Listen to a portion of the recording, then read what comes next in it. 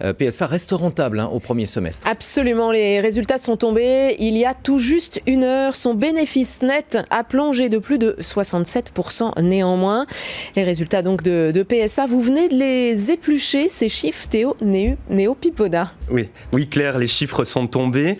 Sans surprise, PSA enregistre une baisse de son chiffre d'affaires de 34,5% et, comme vous l'avez dit, de son bénéfice net de 67,5% à 595 millions d'euros. On l'a compris, la crise sanitaire a lourdement pesé sur le groupe. Ses ventes ont tout simplement été divisées par 2 au premier semestre par rapport à l'année dernière. Une chute qui est même plus importante que ses concurrents, Renault ou Daimler.